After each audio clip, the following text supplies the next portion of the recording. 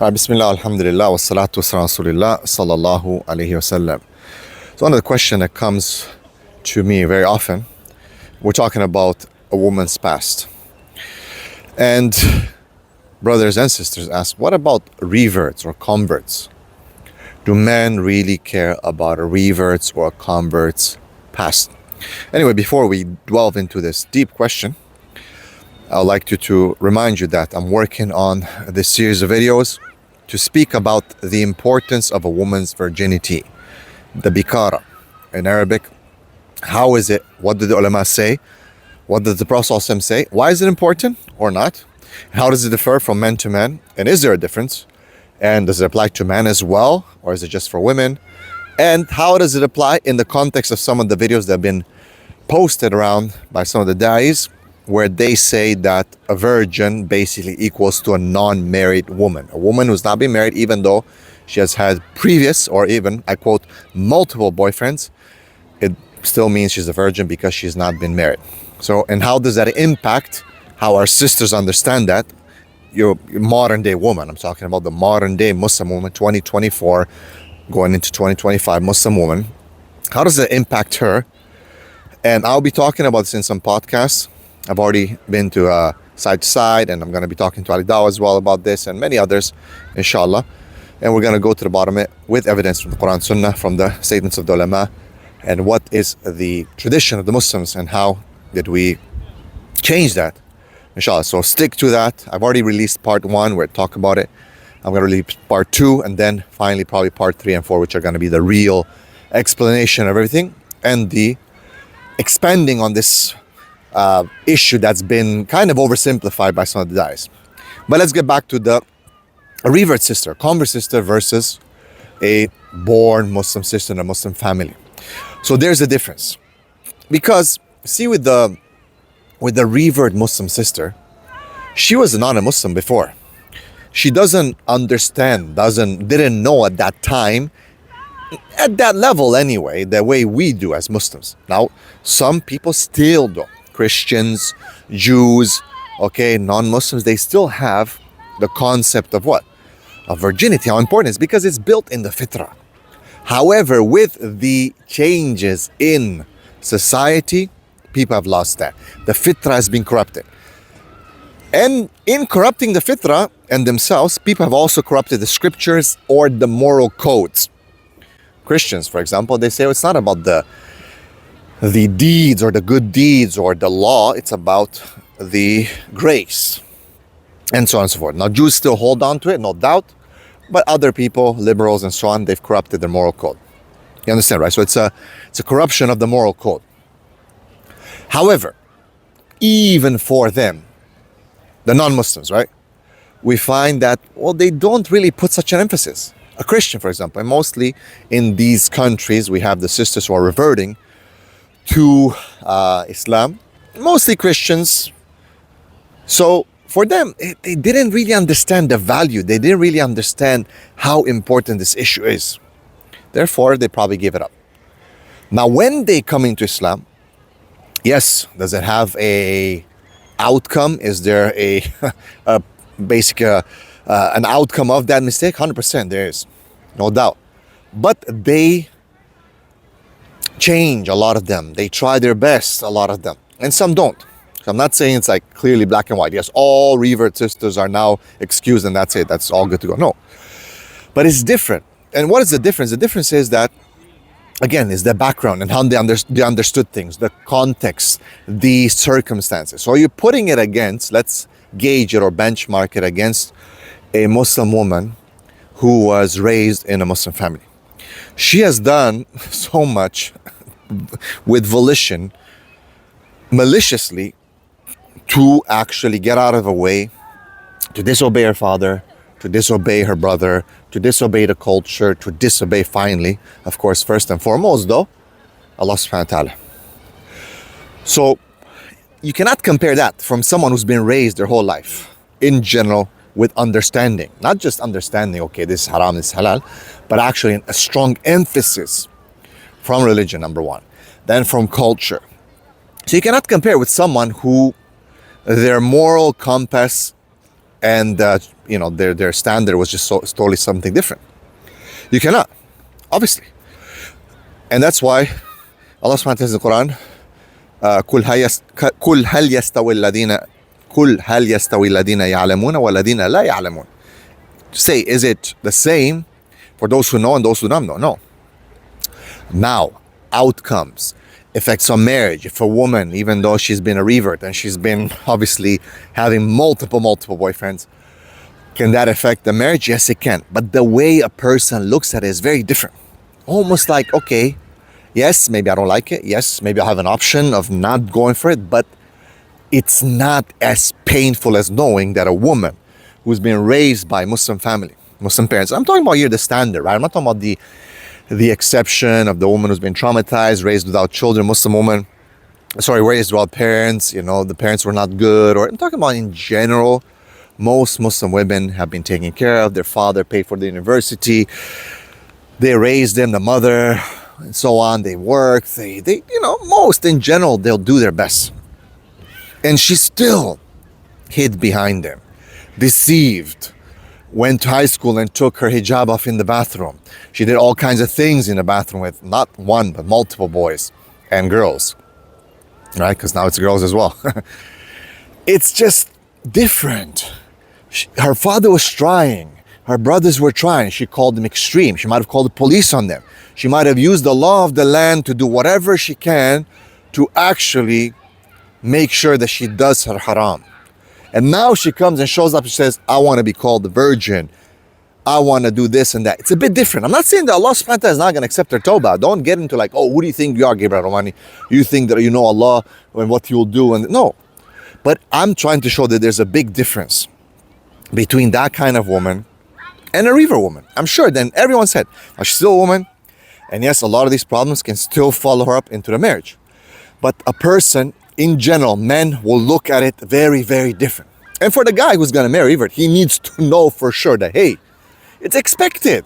It's not like you're going to be like super disappointed if you find out that she's had a past. You're going to be like, okay, well, she was a non-Muslim. I kind of expected that. And if you didn't, then you're a fool. Okay? But when a man goes raised into a family Muslim girl, and then he finds out these things, then that's just so damaging. It becomes so difficult.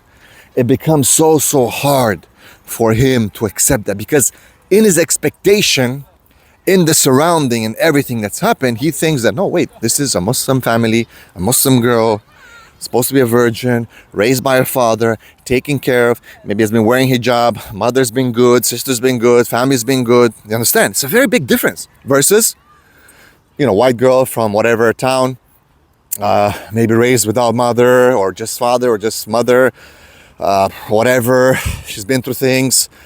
And then finally she finds Islam at the age of 20, 21. You can almost expect, or 25, you can almost expect that, bro, okay, I gotta be a fool if you think she's gonna be a virgin, especially in today's world.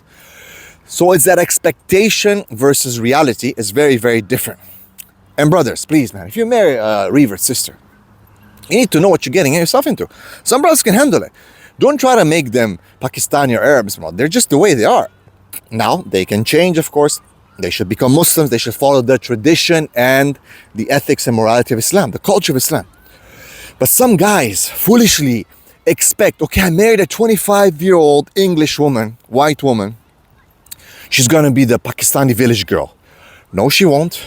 You better be realistic, because you're going to get hurt. Maybe on the marriage night, you're going to be like, oh my God, what did I do? Or into the marriage, 1 year or whatever, you're going to be super duper shocked. Be realistic. Be extremely realistic on who you're dealing with. And if you want to go for it because you're so excited by revert girls or whatever you like, hey, to everyone their own. Be realistic.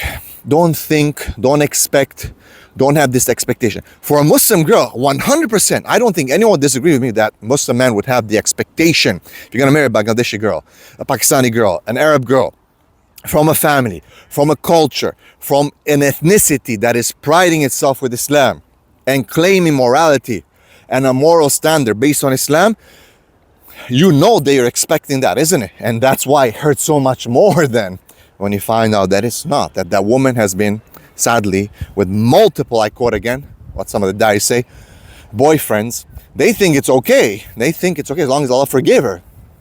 But is it that simple? That's it, just Allah forgave her and that's it? And one dai says, and I quote him, I wouldn't care. I care about today. I wouldn't care if she was with one boyfriend or multiple boyfriends. Well, there's a difference actually, even between this. And I'll leave with this. There's a difference between being with one boyfriend, making one mistake, repenting to Allah. Imam Abu Hanifa rahimahullah, he says that if a woman, and he's the one that kind of makes the distinction a bit more here, that if a woman does make a mistake, she makes a mistake, meaning one time, she repents and never does, and never, it's not a habit. It doesn't become a habit. Now she's like next, 10 times each. No. She repents. It's not a habit that she still hides her sin and she's considered technically, legally a virgin. That's what he says. But if she starts repeating it again, no. She is now thayyiba. She is now a woman who's lost her virginity basically, but illegally, but because she's not been exposed, because witnesses have not been proven. Now she's not going to be considered a zania unless she makes herself known in the community she's a zania by continuing her things. But this one mistake, okay, it could be a mistake. Allah will protect. That's one time. However, the problem is, as the da'i said, may Allah bless him, protect him, and guide him, that even multiple boyfriends means 3, 4, 5. Each one of them, of course, a woman will not have sex just with a man one time. 10, 15, 20 times, depending what kind of relationship. Things change, brothers and sisters. See, virginity and bikara is not only about that seal or that piece of skin. There's so many more things involved, even in that private area, and anatomically speaking, that a man can easily make a difference.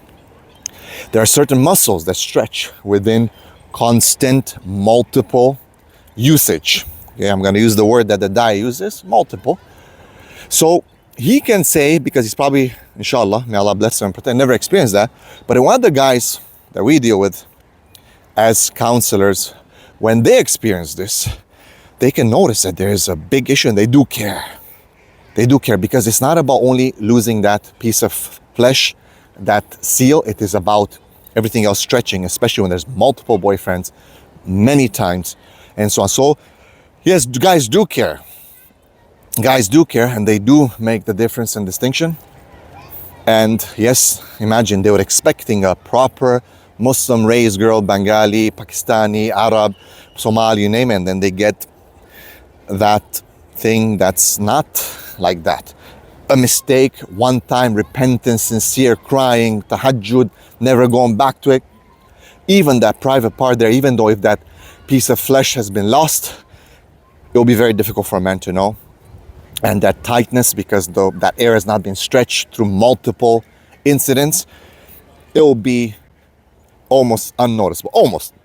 It's more complicated. I'll explain a bit more later in the next videos, but it's almost.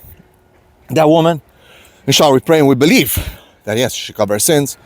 She should, Allah will protect her. She made tawbah. But we're talking here about, as quote again per those videos of the dais, multiple, a serious past. We're talking about continuous, over and over, different people.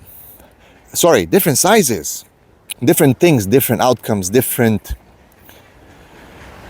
outcomes. So it's very different, guys. It's not as simple as these brothers say, may Allah bless them, probably because they're a bit disconnected from the theory and the practice. And Islam is not only about theory and legal axioms, but it's also about the understanding of reality and what happens on the grounds and connecting those theories and axioms on these realities. And looking not only at one opinion and one fatwa, and it is a fatwa there is of what they quote, but as I said always, it's like having the right arrows but shooting the wrong target. Okay? So we're going to explain, inshallah, part 3 and 4 will come out after, and we'll be explaining the opinions of the ulama and everything, the evidence. But bottom line is, in summary, the revert sister is not like the raised Muslim from Muslim family. Very different expectation and different reality. But brothers, do not expect these river sisters to be your typical Muslim raised village girl, because you're going to be super disappointed. If you want to get into it, be real. Don't keep their past against them, because that's what you wanted to get into. It's like, okay, I know what I'm getting myself into, but then I hold them accountable because I knew what I was getting myself into. You're contradicting yourself. If you know what you're getting in there, your expectation from a non-Muslim who has reverted to Islam, who's maybe at the age of 25, maybe 30, who's had a past, who's raised as a non-Muslim, is that she would have had boyfriends. And you should know the outcomes of that.